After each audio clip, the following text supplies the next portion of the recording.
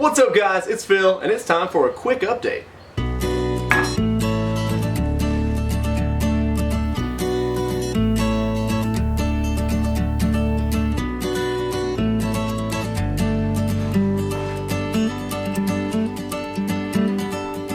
That's right, this is actually an update within an update. You wouldn't know that, but just in case you actually watch my updates in order, this one is being filmed while I'm working on the dining tables for the Murphy bed and dining table project that I'm currently doing. So I had a meeting with a client who wants a very small built-in project done, and I think it would be awesome to do. So I went ahead and booked the project.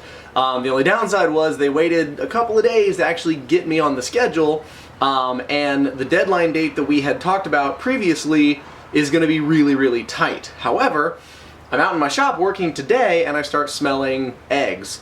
I've got my fire going back here and I realized that my propane tank is leaking badly. So, good news, I'm opening up all the doors, I got fans running, I've closed off the stove, and I'm going to go ahead and just leave because it stinks in here. But propane is out, that's fine, everything's safe, but I've got somewhere to go anyway, so I'm gonna go ahead and go start working on this project and see how quickly I can get it done. So I'm gonna call this my built-in speed run. Let's see how quickly I can do this.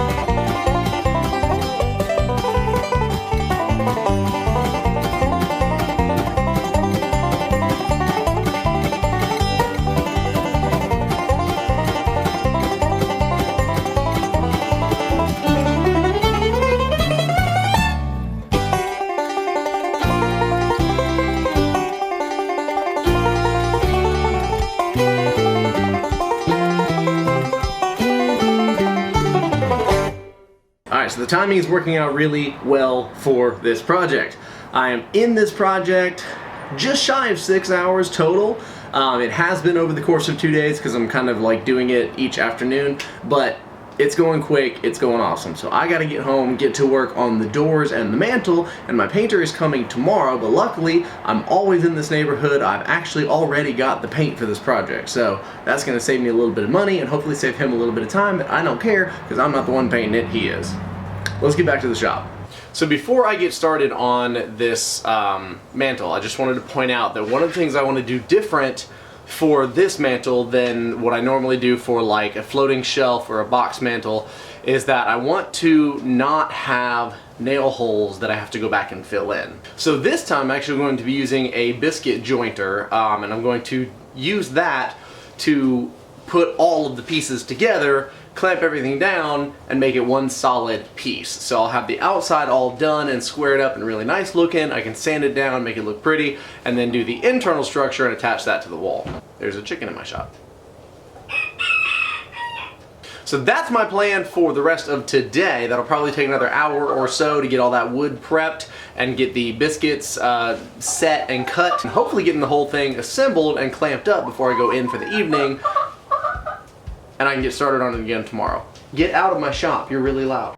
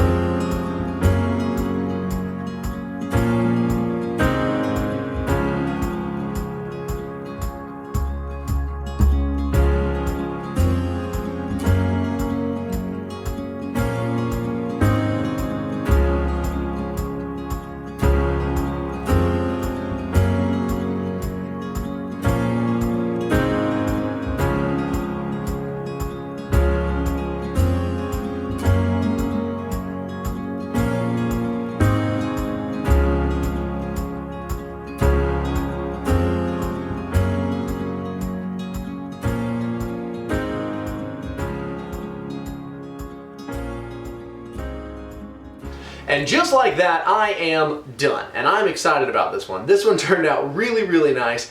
And it only took about 12.5 hours total.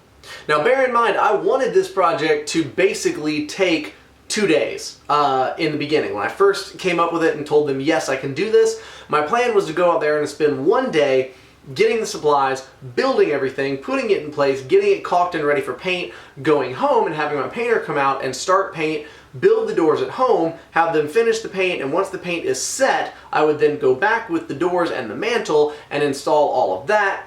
That should take about a day here, with a day for paint and a day or a half day after that.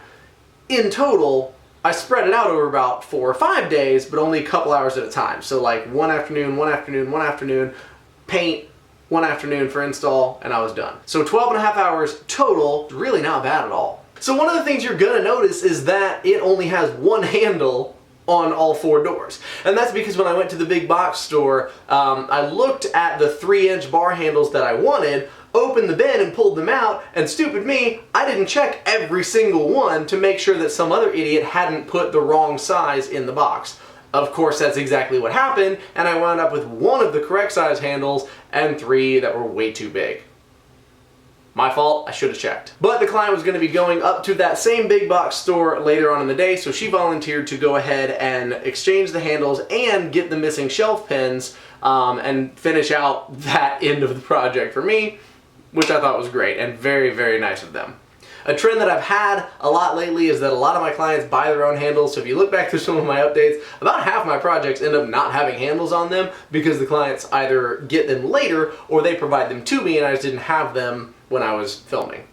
Also, you may be seeing that mantle again because it was a pretty good example of essentially a floating shelf. The mantles are a little bit nicer, a little bit thicker, a little bit better, but I've also been building most of my floating shelves like that for my current clients. If you're doing DIY floating shelves, however, you typically use some plywood, and it's a little bit different process, but when I was filming that video, I lost the final footage, so I may use the final footage of this mantle for that. So keep an eye out for that coming soon. But since this is supposed to be a quick video, I'm going to go ahead and get off here. Check me out on Instagram, Facebook, Twitter, all those places. I am at PMK Woodworking. Find me on there and tag me in any projects that you do. I would love to see them. Let me know if you have any suggestions for DIY videos that you'd like to see as well, because I'm always looking for input from you guys. But I'm right in the middle of doing a bunch of other projects, so I'm going to get back to this, and we'll catch you on the next update. See ya!